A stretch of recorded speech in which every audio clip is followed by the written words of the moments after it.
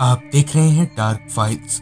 Dark files की आज की इस कहानी में आगे बढ़ने से पहले अगर आपने अभी तक डार्क फाइल्स चैनल को सब्सक्राइब नहीं किया है तो कर लें, और ऐसे ही और वीडियोस के लिए देखें अनहोनी चैनल की लिंक आपको नीचे डिस्क्रिप्शन बॉक्स में मिल जाएगी। हर रोज ऑफिस में एक ही जैसा काम करके हम अपनी जिंदगी से ऊब चुके थे। हम यानी कि मैं और मेरा दोस्त भरत, दरअसल हम दोनों एक ही ऑफिस में काम करते हैं और बॉस से ना बनने की वजह से ऑफिस में हमसे कैदियों जैसा बर्ताव किया जाता है।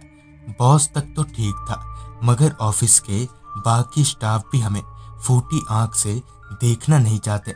खैर, हमें तो सिर्फ अपना काम करके निकलना था, तो हम भी लोगों पर उतना ध्यान नहीं देते। ऑफिस से छुट्टी हो जाने के बाद कभी कभी मैं और भरत कार से यहाँ वहाँ घूमने निकल पड़ते थे और थोड़ी देर ठंडी हवा खाकर वापस घर लौट आते। ऐसे ही एक रात करीब 8:30 बजे तक मैं और भरत ऑफिस का सारा काम निपटाकर जरा सैर करने को निकल गए। वैसे तो अमूमन कार भरत ही ड्राइव करता है, मगर आज उसका मूड नहीं था तो गाड़ी मैं ही चला रहा था। चूंकि अभी उतना वक्त नहीं हुआ था तो रास्ते पर लोगों का सैर सपाटा अभी जारी ही था। कार हाईवे पर बड़े ही आराम से चल रही थी। अभी तक हमें कोई दिक्कत पेश नहीं आई थी, मगर हमें इसका जरा भी अंदाजा नहीं था कि आगे हमारे साथ क्या कुछ होने वाला है। हाईवे पर हमारी कार हवा से बातें कर रही थी और हम भी गाड़ी में बैठे बैठे अब हमें काफ़ी वक्त हो चला था और बातों बातों में हम काफ़ी दूर निकल आए थे। 11:15 बजे के आसपास जब हमें लगा कि अब घर निकलना चाहिए तो मैं कार को टर्निंग पॉइंट से यू टर्न लेने लगा।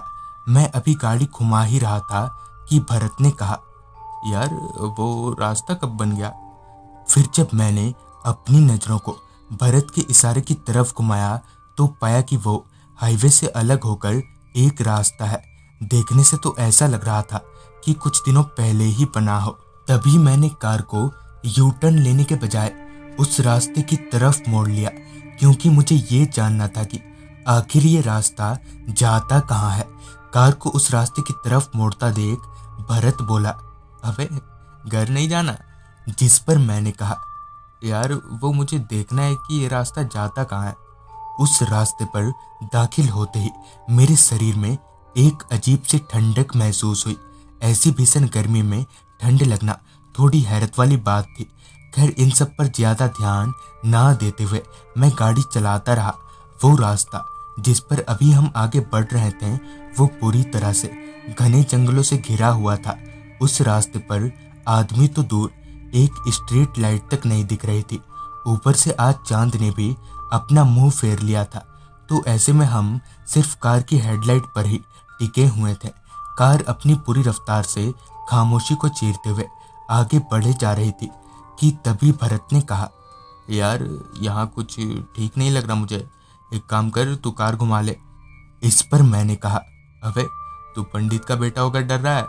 मैंने इतना कहा ही था कि अचानक ही रास्ते पर पता नहीं कहां से 7-8 लोग आ गए जो किसी लाश को शमशान ले जा रहे थे। मगर एक अजीब बात तो ये थी कि उनमें से कोई भी राम नाम सत्य है नहीं बोल रहा था। हेडलाइट की रोशनी जब उन लोगों के चेहरे पर पड़ी तब हमें उनका चेहरा दिखा। वो कुछ 8 से 9 लोग होंगे, उनमें से एक बच्चा भी था।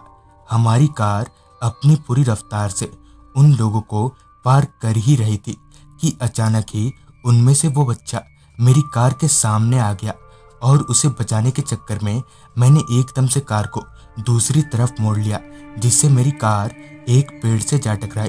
टक्कर इतनी जोरदार थी कि हम वहीं बेहोश हो गए। फिर जब मेरी आंख खुली तो भारी आंखों से मैंने भरत की तरफ देखा तो भरत बेहोश पड़ा था। पानी के छींटे मारकर मैंने भरत को जगाया, जिसके बाद हम लोग गाड़ी से बाहर निकले। गाड़ी के बाहर का नज़ारा देखकर मेरे पैरों तले जमीन निकल गई।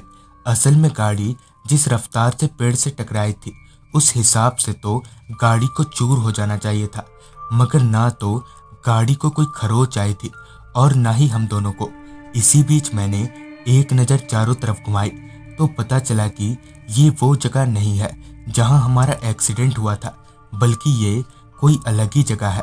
मेरी ये बात तब पक्की हो गई जब मेरी नज़र पास में ही लगे माइलस्टोन पर गई, क्योंकि हमारे यहाँ आते वक्त पूरे रास्ते में कहीं पर भी माइलस्टोन नहीं था।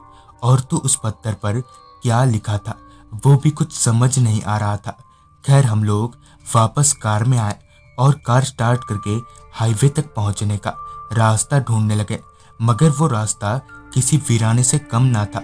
ना तो कोई आदमी और ना ही कोई गाड़ी दिख रही थी जिससे हम ये पूछ सकें कि हाईवे का रास्ता कहाँ से है। कहीं ना कहीं हम दोनों जने इस रास्ते पर फंस चुके थे।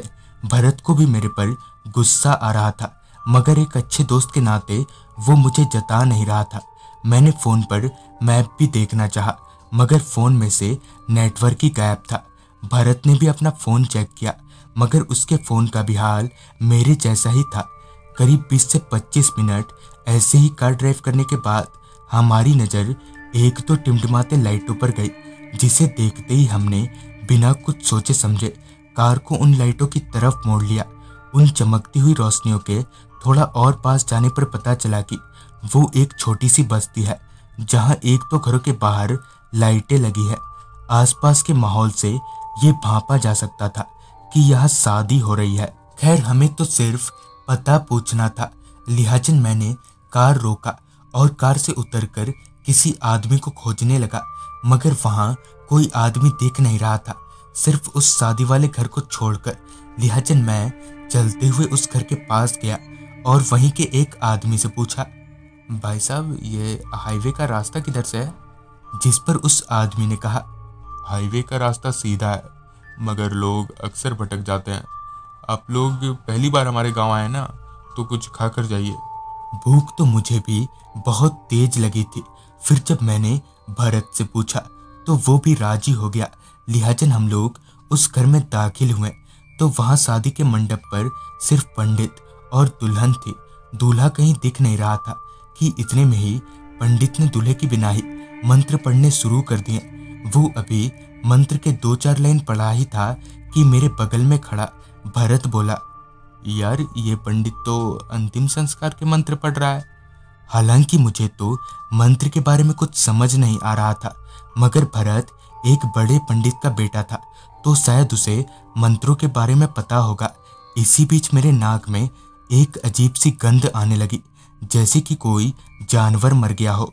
मगर अजीब बात तो ये थी कि मुझे और भरत को छोड़कर उस दुर्गंध से किसी और को कोई फर्क नहीं पड़ रहा था, जैसे कि उन्हें वो दुर्गंध आ ही ना रही हो। तभी मैं और भरत उस गंध का पीछा करने लगे। पीछा करते करते हम लोग उस घर के पीछे की तरफ आ पहुंचे, जहां हमें 4-5 लोग दिखे जो कि बड़ी सी कढ़ाई में मांस तल रहे थे। वो गंध इतनी तेज और सड़ी हुई थी कि भरत उल्टियां करने लगा। मैंने नाक पर अपना रुमाल रखते हुए उन लोगों से पूछा, अरे, ये क्या बना रहे हैं आप लोग जो इतना गंद मार रहा है? मेरे ये बोलने पर वो लोग मेरी तरफ पलटे तो उन्हें देखकर मैं दंग रह गया। दरअसल ये वही लोग थे जो रास्ते पर किसी की लाश को शमशान ले जा रहे थे। इतने में ही उनमें से एक आदमी ने एक बड़े से पतीले का ढक्कन हटाया। उस पतीले में जो था उसे देखकर मुझे मेरी आंखों पर यकीन ही नहीं हो रहा था। मेरा पूरा शरीर एकदम से थरथराने लगा। तो दोस्तों, आज की इस वीडियो में बस यहाँ तक ही। मैंने उस पतीले में ऐसा क्या देखा और इस कहानी में आगे क्या होने वाला है, ये जानने के लिए देखें इस कहानी का अगला भाग आज रात 9 बजे हमारे दूसरे चैनल अनहोनी पर।